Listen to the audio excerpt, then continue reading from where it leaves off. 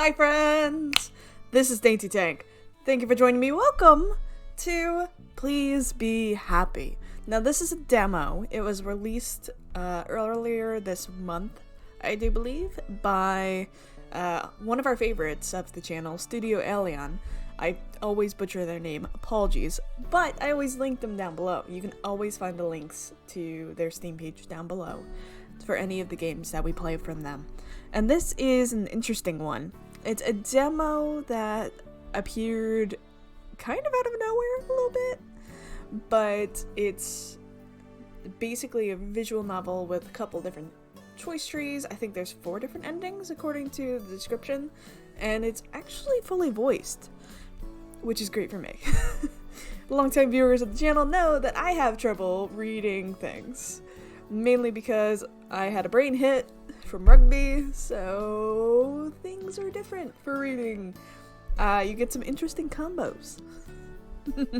So, with this, let's actually jump into it. I'm really excited to play this. So, I'm going to also turn this down a little bit, because I hear myself, actually, whenever I record things. Click. Alright, let's play a new game! Come on. Click. I wonder what Wellington will be like. Wellington. Fog settled over the forest, far from the villages and towns, and with it came silence. Birch trees shivered, pondering the weather, and dropped their leaves in fright. Streams bubbled, unseen by man, and babbled like the birds in the trees. In the middle of the forest was a grove, and in the middle of that grove was a log, and the frog, and the bog, and the bottom of the sea. Is that... Sorry, I just... Oh no, the Ratland bog. Don't get demonetized. Not that, like, anything is monetized at this point, but you know. It had been years since it had fallen. Once one of the proudest trees around, and now in death was home to an abundance of life. A line of frantic ants ran to and fro. Mushrooms, cloud-like and pillowy, sprouted across one side, like a footpath from fairies. Nearby, an old toad flopped contentedly in the mud, and inside the deep, dark hollow of the tree, something slept.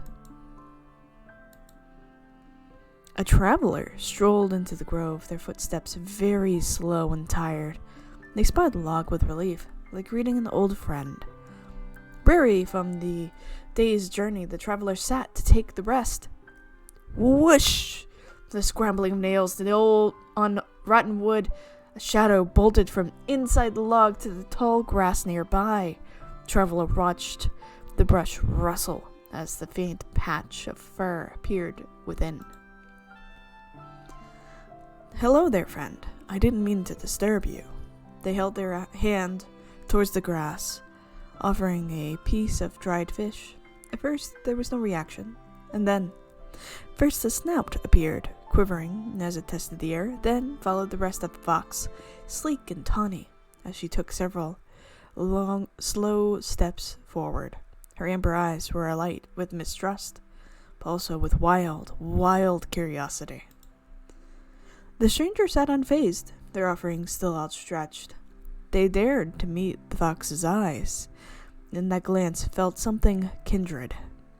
As the fox closed her jaws around the gift, a bond was made. Maybe we aren't so different, you and I. The traveler returned the next day, and the day after that. Each day they brought some treat for their new friend. Each day the fox's steps grew a little more trusting. Oh? One day, when the traveler arrived, the fox was sitting in the clearing, waiting patiently. Oh, hi, traveler. Hello, my friend. Have you been waiting long? Oh. The fox peered up at the traveler. Her amber eyes were warm and trusting. She accepted her gift of meat, gnawing it at the traveler's feet, then and there.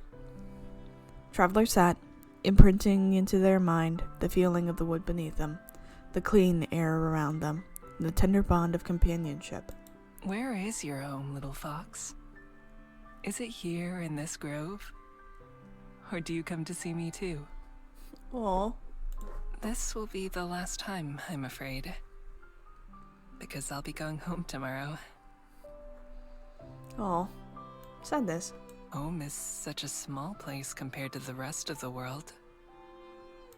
Yet, it's some place I can't wait to return to. Oh. I wish I could bring you with me, little friend. I wish that you could see the world too. Your home is all around me though, isn't it? It's wherever the trees are, wherever the leaves fall. Little fox, perhaps it's you who's the more fortunate of the two of us. All too soon, it was time for the traveler to go. As they bade goodbye to the forest and to the fox, they knew they would not return, but that they would carry the memories with them always. The next day, the fox was sitting in the clearing, waiting patiently. Oh. We've now docked at Wellington Skyport. Skyport? Skyport here?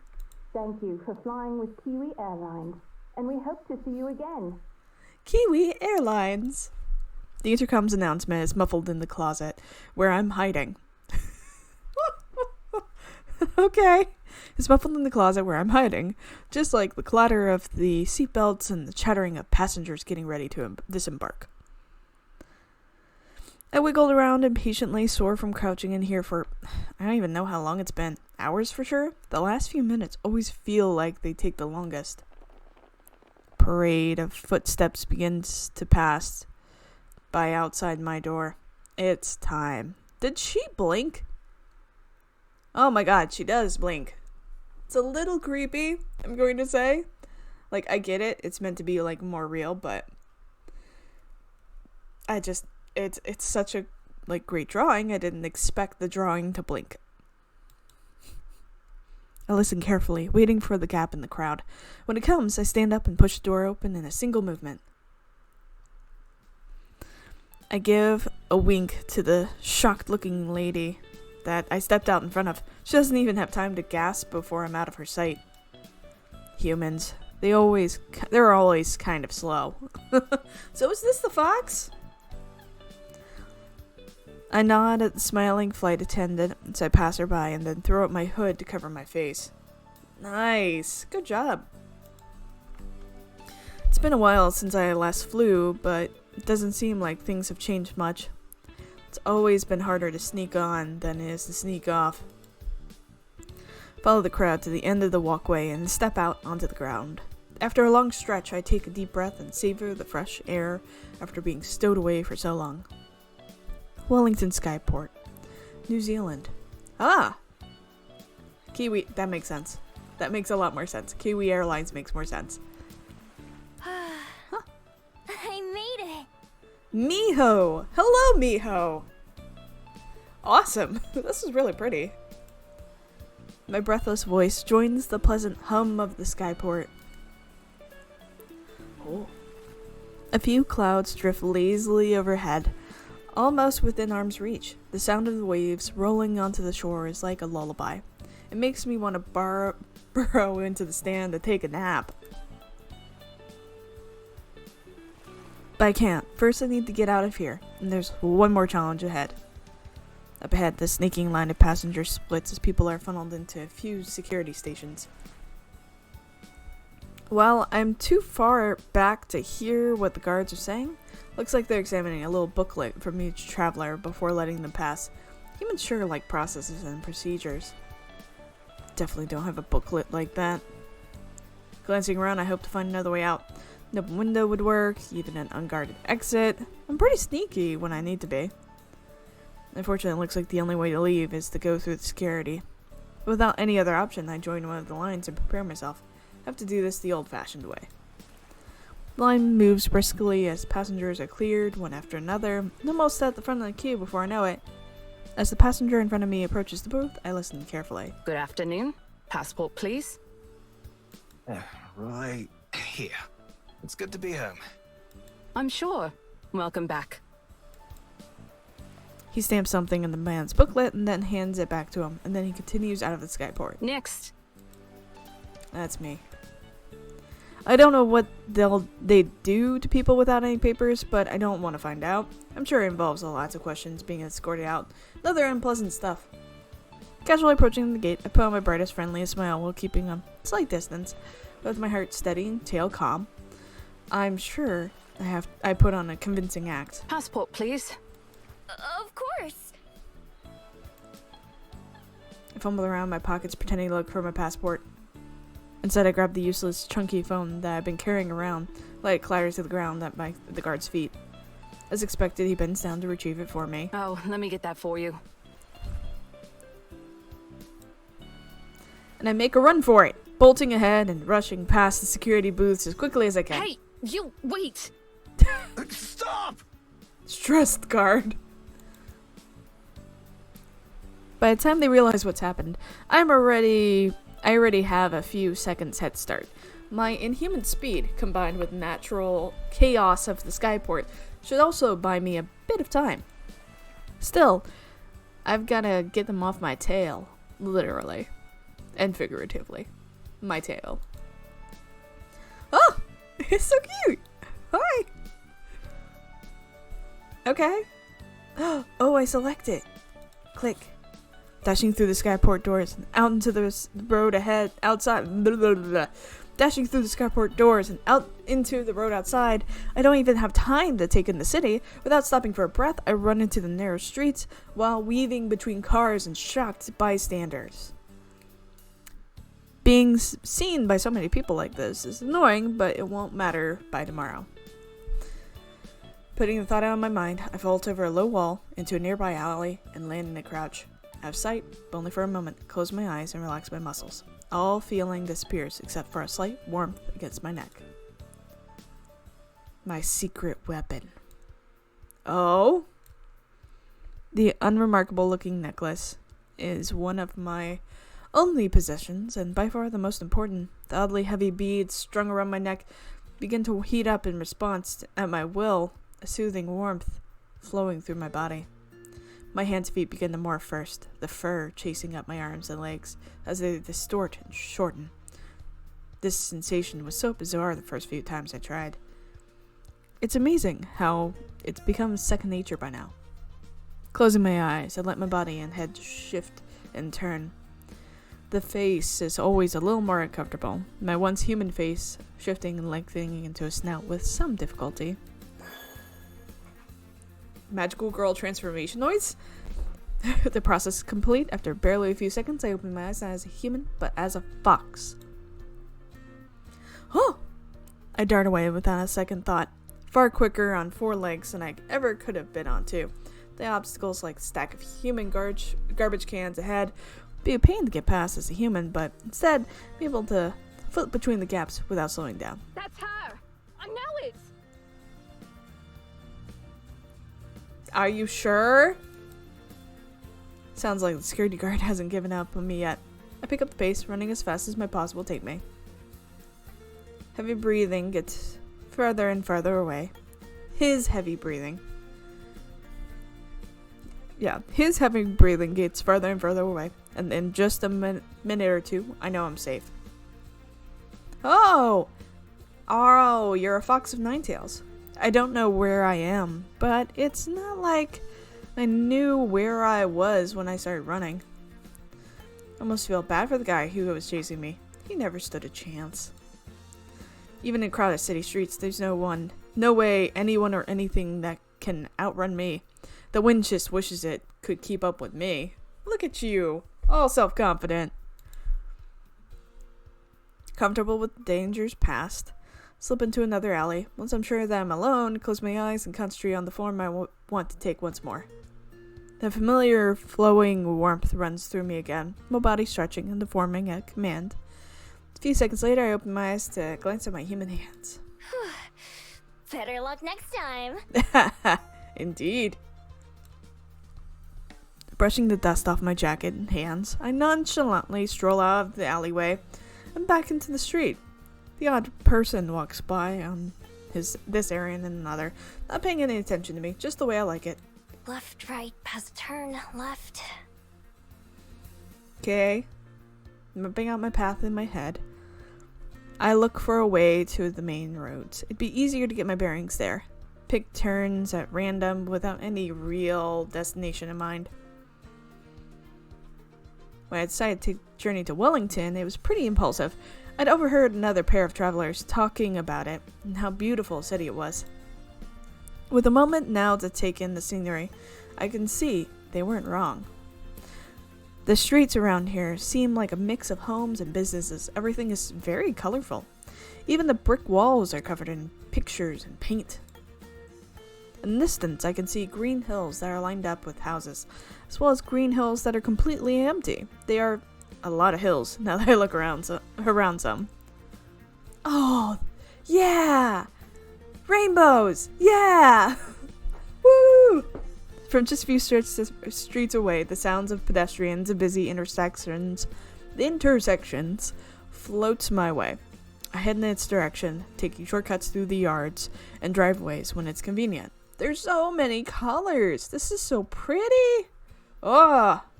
You're making me want to go to New Zealand. In one yard... Ugh. How did I get yard from lawn? I mean, yes, my brain is weird. If you don't want to hear me just read through all of this, you can play this yourself. It's free. It's a free demo. Definitely go play it yourself. Even if you don't play and you watch. It's really awesome if you're able to go and, put a review out on like Steam or even just download to support the release. Like downloading it on Steam, it's free, doesn't cost you anything, and it makes good for them in terms of analytics, which is always a good thing. Support them. They're obviously doing some really cool work for our community. So, anyways, in one lawn, a big dog growls at me as I walk past, and when I transform and growl back, he tucks his tail and runs away. I was about to say, you transformed in a lawn just to growl at a dog? That's a lot. After squeezing through one last narrow side street, I finally emerge into what looks like a main road. There's no cars here, but lots of people on foot. It's a pedestrian area. There are brightly colored signs and decorations on most of the buildings. In the middle of the street, there are fountains and benches and trees and all kinds of stuff. The best part is a variety of stores.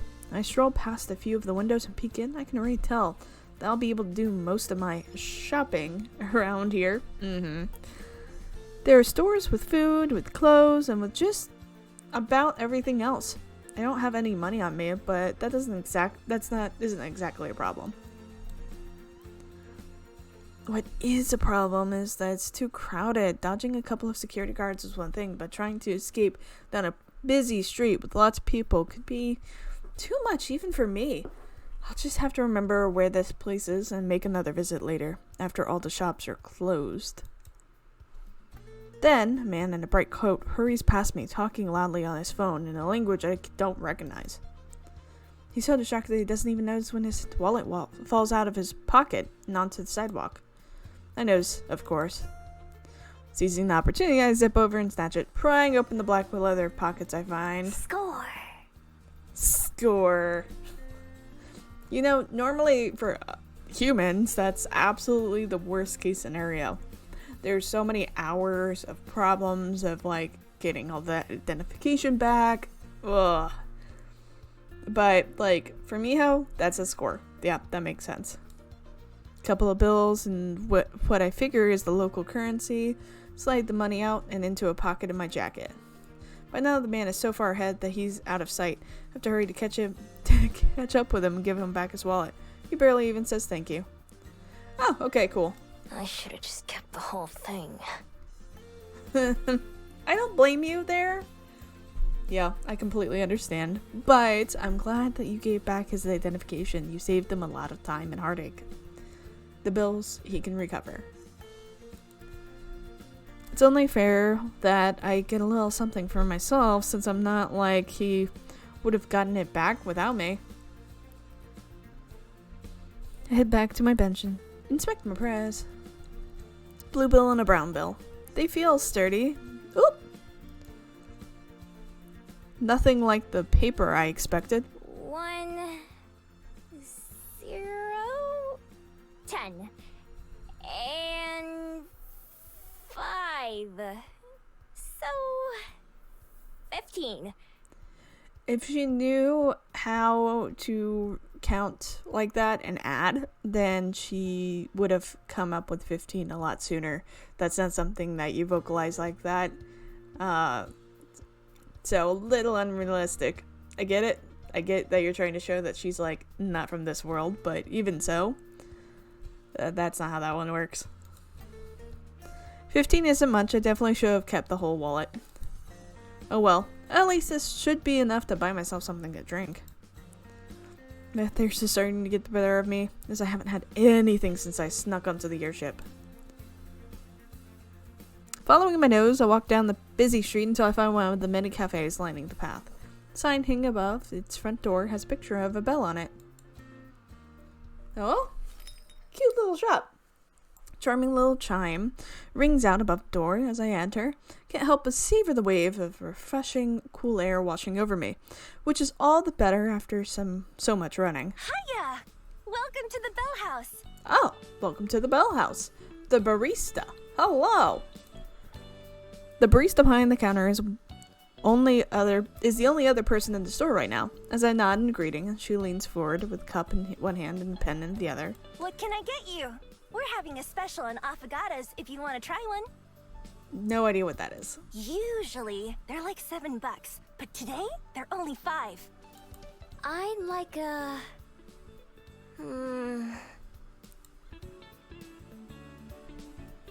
I'm not sure what an avocado is.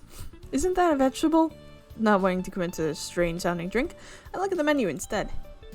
Fortunately, it's full of handwritten, spindly letters. I can't read a single word. There's no helpful pictures. Safe option it is. I'll just have a vanilla latte. Ugh, boring. But okay. Name? Miho. It's my first time testing out how the name sounds, and I decide that I like it. Oh, good, you named yourself. Good. Chosen names are welcome here. I decided on the airship that was the name I would use here in Wellington.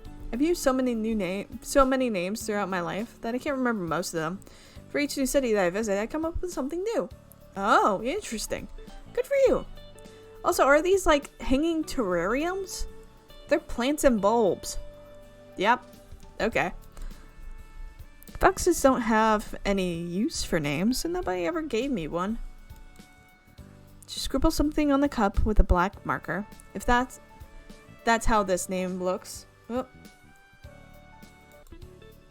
Sorry about that. I sometimes get calls.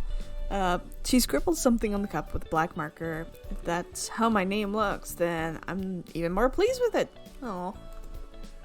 $4.50, please. $4.50. I hand her the brown bill, and she gives me back a big coin with a picture of a boat on it. Cool. All right. I'll have this ready for you in no time. Awesome.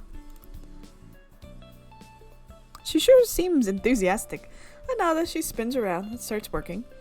Looking around somewhere to sit, then sitting on a seat by the window with the sun pouring in. Oh, cool. Near the entrance of the cafe, there's a wire rack with a stack of maps and tourist pamphlets. So I grab one of the maps before taking my seat. This cafe is big and bright with plants everywhere. They're on the walls, on the floor, and on the ceiling. Most of them are real and vibrant, obviously being well cared for. Even the lights that hang down from the ceiling have glass ornaments with little shrubs in them. Seems like I made a good choice coming here. Any place with a bit of nature in it is more comfortable to me than places without. I guess I should find a place to stay. Yeah. Looking down at the map, I trace the path from the port to this cafe. It's useful, but doesn't really tell me anything helpful about the houses in particular. I'll need to find a higher vantage point.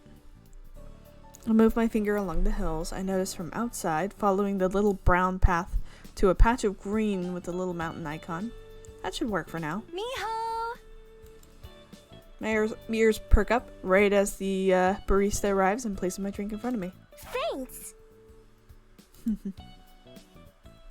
I reach over and take the warm cup in my hand, but the barista doesn't let go. You ready for the rain tomorrow? Huh? It's gonna rain tomorrow. Oh. I glance behind me out the window. It's as sunny and blue a day as I've ever seen. How do you know that? There aren't any clouds out there. Oh. I'm just good with the weather. Anyway, if you forget, then you'll be sorry. Oh. She finally lets go of my drink and heads back behind the counter. I think she knows something. People are weird. Does the barista pull that on everyone? No. Standing on the doorstep, I have my first sip. Oh, this is really good. It's pretty plain, but well made. The coffee isn't too bitter, which is perfect for me. With a moment to myself, my thoughts turn inwards as I sip the warm drink. My first travels were in search of someone, but despite my whole life being spent trying, haven't made any progress in finding them. So I've taken to simply wandering, going wherever I wish at the time. Aww. I've been itching for a change of scenery anyway, so I snuck onto the first airship that I could. The best part about owning nothing but the clothes on my back is that I can pick up and leave whenever I feel like it. That's a fact. It is actually really easy to move when you don't have much. I take a moment to get my bearings and look around. I see a tired-looking person shuffling along the first footpath with a briefcase in their hand. They stop outside one of the buildings, take a deep breath, and pat their face a few times, then go inside. Good luck for them. Probably an interview. They must not be looking forward to whatever's going to happen in there. Maybe they have to fight someone. Maybe. It might be a big presentation or something. Through the large glass of windows of one store, a fawn is trying on a pair of shoes, but they don't seem to fit her hooves. The people waiting with her look annoyed. I wonder if she fusses around with her footwear a lot. So is this world like a mix with different animal people? Is that a thing? For a while, I simply let the day roll by and watching the various figures who stroll by. People watching is fun, especially in a busy city. Eventually, I go to sip my coffee, only to find nothing coming out. With no more reason to stick around, it's time to go. On the sunlit street, I look about to match what I could see with the map's directions. There's a tall green mountain in the distance ahead of me, which must be the one on the map. It'll be a perfect vantage point for the city. Ideally, I'll find an empty building I can crash in, but it's not necessary. A roof over my head would be nice, but I'm plainly used to sleeping outside under the stars. Sometimes it's better than sleeping in a bed. Encouraged by the plan forming in my head, I set off on the long walk to the summit. Ha! Okay. Where are we going? Okay, we're going to so we came in here in that middle part, and we're going to the left. Here we go. The path of the mountain turns out to be less simple than the map made it look. First, the trail takes me along the waterfront, then it turns up towards a small forested area. Being among the trees and their tall shadows makes me feel at home. When the path leaves the woods again, I'm a little disappointed. It leads up a paved road, so I stick to the edge to avoid passing cars. Sometimes I take shortcuts through the yards or up unmarked paths. There are quite a few nice-looking homes right up along the roadside. Make a mental note to go check them out when I'm low on food or on money or food. Not much further along, concrete outlook offers another glimpse of the city below. A couple airships are coming in to dock at the skyport, probably from one of the other floating islands. Floating islands? But this is New Zealand. I'm very confused by this whole world. There's still a ways to go to the top of the mountain, but luckily the walk has been easy so far. I wouldn't even consider it a hike. Eventually I reach the final stretch of the road. I can see where it curves ahead of the summit, and I hurry to the end. A metal railing spreads out like a crown on top of the mountain. As I go to toss my empty cup away, a pair of shouting tourists pass me by. How far is it from here? Oh, about an hour from the base of Mount Victoria, so a bit further from here. Mount Victoria. I'm glad to know what this place is called. I say the name out loud to help commit it to memory. Standing at the edge, I'm treated to a wonderful view of Wellington. The city forms a crescent moon shape around the bay, which glitters like sapphire from up here. The sun is starting to set, and that makes the water even more shimmery. Even more airships can be seen coming and going. I think I can't even see the edge of the floating island we're on, miles out in the open sky. So this is actually an island in the sky, like Skyward Sword, right? Survey the city, using the skyport as a reference point. From up here, what felt like such a long chase really doesn't look far at all. If I strain my eyes, I think I can even see the coffee shop from earlier. What was it the barista said it was called? The Bell House? It's kind of tough to make out details. My hearing and sense of smell may be great, but my eyes aren't that much better than a human's. Then I know something useful. Look! Is that our house? Child. Probably. What can you see from here? I see Dad's car! What a great thing to see. Not too far away, there's a little kid who's using a pair of metal tubes attached to a post. His mom is helping him aim at the city. Must be something that improves your vision. The moment the kid and the mom leave, I hurry over before someone else can get to them first. I press my eyes to the same spot the child did, though. All I see is black. Try moving it around, but it doesn't change. Is this thing busted? Some text is printed on the side. I have no idea what it says. There's a small slot, though, with a picture of a coin next to it. Lucky for me, it's a coin that has 50 cents on it. Put the coin that I received from the barista into the slot and spin the lever. The machine eats my coin, and then when I put my eyes to it again... Yes! Good job, Miho. Everything looks much closer now. Even the trees are on the other side of the hill appear in crystal clear detail, like I'm standing right next to them. I aim the viewing glasses at the city and look around, trying to find a good spot to rest for the night. Houses are a no-go, even if they look empty or abandoned. You can never let your guard down for a moment. Same with most shops. I don't have enough money for the hotel, and I won't risk sneaking into one of those either. So I'm studying these sites, trying to memorize as much as I can. There's a clicking sound, and once again the view goes black. Stupid machine. I smack it a couple times to check again, but I still can't see anything. Well, whatever. You tried. While the image is fresh in my mind, I sit down on a nearby bench, pull out a pencil and some crumpled papers from my pocket. I always carry a few with me. Sort through them and find one that's still blank. Using my knee as a table, I sketch out the view before me, the trees, the curve of the bay, the buildings far below. You never know what information will be useful later. I add some detail of my drawings on the bigger, more important buildings. Others are just represented by simple, rough squares. Oh, yeah. Don't know what happened there. Ugh. The view is pretty, that's for sure. I didn't really help much, though.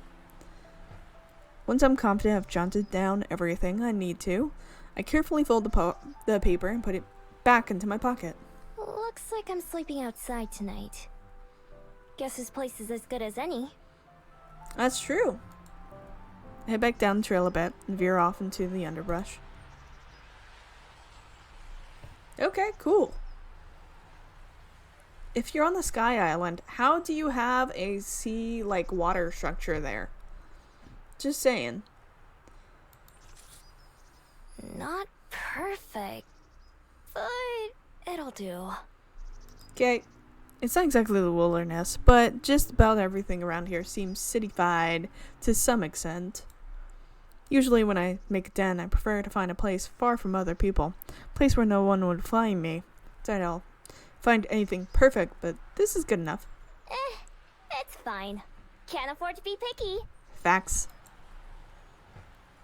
Once the trail I was on is out of sight, I transform again. My neck gets warm as my beads activate. A few seconds later, I'm on all fours. As a fox, the senses of nature are much stronger. The earth beneath my paws is cool and refreshing, and the breeze whips through my fur like a massage. I hurry down a hill covered in grass, so tall that it reaches way over my head. I can smell fresh water, and follow the scent to a small stream where I'm able to parch my thirst. It's just as satisfying as a drink I got at the cafe, but in a different way. And being able to slurp up water is way more enjoyable than having to use a straw, or worse, one of those lids with tiny holes in them. For a little while, I follow my nose to some berries and some edible plants. That'll do for a snack. Unfortunately, unlike the water and foraging, is never as satisfying as eating human food. Blah. Unlike the water, foraging is never as satisfying as eating human food. Got it. If I want a real meal tonight, then I should pick up the pace before it gets too late. Still, I want to get this done now, while there's still daylight. Keep close to the stream and search for a place where the ground is soft. Before too long, I find a promising area. A small valley with hills on both sides and thick foliage on the others.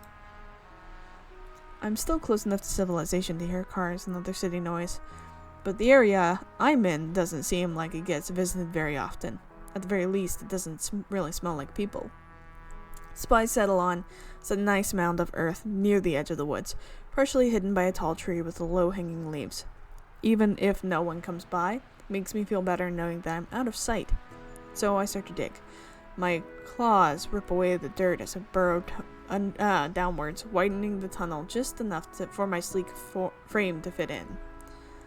First I dig forward and then downwards, widening out an area that's big enough for my whole body to fit in. This is something I've been doing my whole life, even back when I was just a regular fox. I was about to say, how did you become more? I think that's why I don't mind it too much compared to sleeping inside somewhere. It just feels right to me. It takes a little while, but by the time I'm finally finished, the first stars have started to peek out from the sky. That's cute. Shake myself clean of the dirt that sticks to my coat and then transform back into my human form. Spread this here, a couple of branches here, some leaves there. Nice.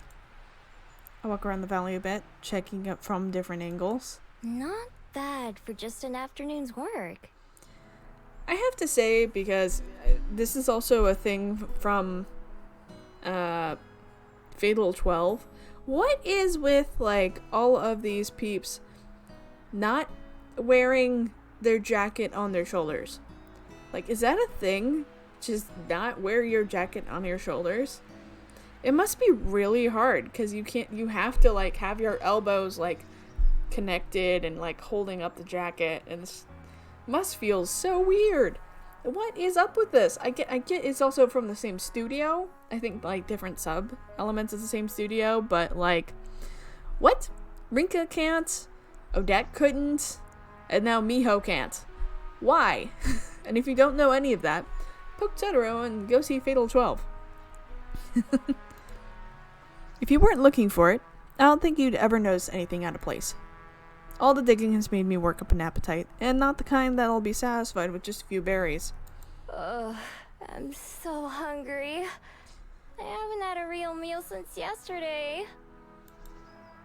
My stomach rumbles painfully. Been so busy since arriving here in Wellington, kind of forgot just how hungry I was. I grabbed some human food back in town. Casting one last glance at my afternoon's work, I set off towards the city. Work never ends. Time to get some food! Woo! Good. Oh, you're all the way back. I'm a bit disappointed when I finally get back to the busy street from before. I was hoping that it would be emptier now and that all the stores would be closed. Turns out I was half right. A lot of the shops have gone dark for the evening. There are just as many people walking around now as there was earlier. In fact, there might even be more. Patio of a restaurant has a bunch of tables full. Mermaid, is sitting in the fountain I sat by earlier, chatting with the Cyclops. This is, okay, an adventure world. Got it. Even the cafe that I visited is crowded now, with a line of almost at the door. After pacing up and down the road for a while, I sit down and try to figure out what to do next. Not too worried about what would happen if I got caught stealing. I'd just escape, obviously. And even if they somehow managed to catch me, it wouldn't be an issue for very long. See, there's something different about me that makes me extra good at being a thief. It's not just skills I've practiced over the years, like picking locks and sneaking around. You can pick locks? That's really cool. No, it's a bit more special than that. Without fail, every single person I meet forgets about me by the next day. I don't know why, but I don't really care either. It's magic, and that's all I really know about it. Really useful magic. Everywhere I go, no matter how careless I am, all my problems are solved by the next day. Huh. Good for you, but very sad for you, Miho. Because then you can't, grow relationships. That doesn't mean there's no danger. I've been caught in the act before and beaten and harassed before I could manage to get away. I've even lost a few prizes that I stole fair and square because I had to get going in a hurry.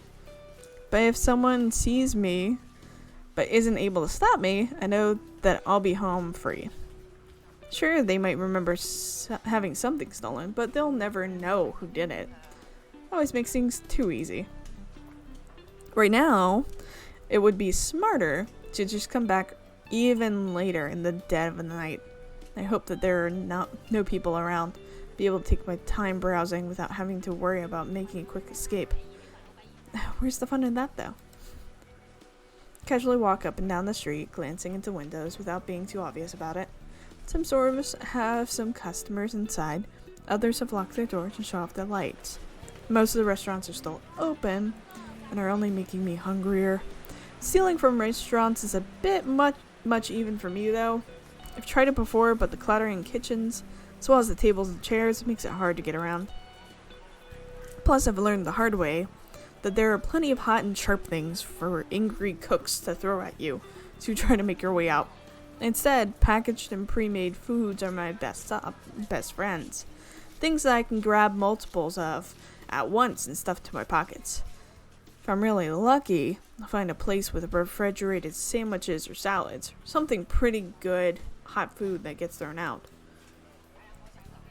You wouldn't believe the kind of stuff that's available if you don't mind sifting through the garbage a little bit. It's not perfect, of course, but a hot meal is a hot meal. And I know plenty of foxes who've eaten much worse. Target spotted. Ooh. It's perfect. A small convenience store. Snacks lined up behind the front window. Even better, stores on either side of it are closed too, so there's not many other people in the area. Locked, huh? Not surprising. I head down a nearby alley and find the back door, which is probably where they bring in new products. The alley is dark to begin with, and my dark clothes help me hide even better. I glance around the alley, glad like always for my excellent night vision. Nobody's watching. Nobody's even around. Pull my hood up over my ears, tuck my tail between my legs, leaning against the sturdy door. To anyone not looking closely, I'm sure I appear as nothing more than a shadow. I dig around my pocket until I find my trusty lockpick, and then set to work on the door. It isn't a complicated lock at all, just a regular keyhole. The click, the latch opens, and just a few moments later... Bingo! Huh? Huh? Should tuck door towards me, but there's chain on the inside that keeps it from opening very wide. There's no way a human could fit through the gap, but it'd be easy for a fox. First, I slink away for a bit, idling on the normal street like a regular pedestrian. I wait to see if anyone shows up, just in case I triggered a silent security alarm. After 10 minutes, I decide it's safe. Transfer under cover of darkness in the alley and slip into the building before transforming back.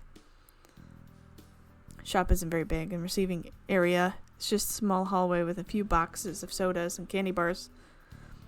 I grab a couple of my favorites and shove them into my pockets. While I creep into the main area, I make sure to stay low to ground, trying to avoid being seen from outside. Not exactly hidden, but as long as I don't stand up, I shouldn't attract anyone's attention. I move fast, cramming as much as in my coat as I can. Cookies, protein bars, popcorn. I'm not very picky. When my coat starts to feel heavy, I grab a plastic bag from behind the counter, transfer some of the loot into that. I also take a few bottles of water and sports drinks from the coolers. Just about to leave, I spot a few of those coveted plastic wrap sandwiches that I was thinking about earlier. Jackpot! Fill my bag with sandwiches until it's almost overflowing. Then I head back into the way I came in. Until it was in and out under 5 minutes. Got enough supplies to last me several days. Good for you! Step into the alley, I glance around in both directions, make sure no one saw me emerge from the store. Didn't see anyone, but neck prickles as if someone is watching me. Sniff the air, but I don't notice anything out of the ordinary. Nothing that wasn't there before. Still. Suddenly, there's a flap of wings, and a bat flares past me from out of the shadows. It goes over my head and disappears from sight up the street. Oh, that's it? Ah, bat. I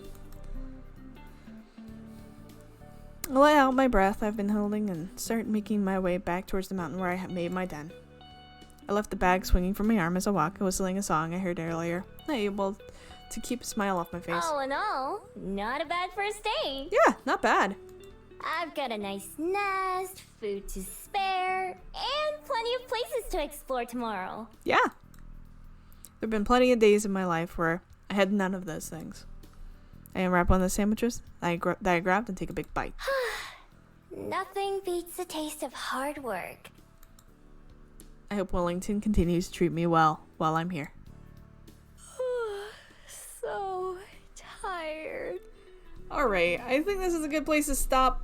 I am really excited about this, and it's so pretty. Like, again, this is a demo, and it's free. You can go and play this yourself. I encourage you to go check it out. There's always a link down in the description below. It's always good to support our developers and publishers that produce quality games for us to play together. You know, if all of my playthroughs would not be possible, without these games. So please go support developers. Obviously, it's a beautiful world that they've set up here. And I'm really excited to see where this goes. We'll be playing this for the next few weeks. Let me know your thoughts down below. And with that, I love you all. And I'll see you next time. Bye!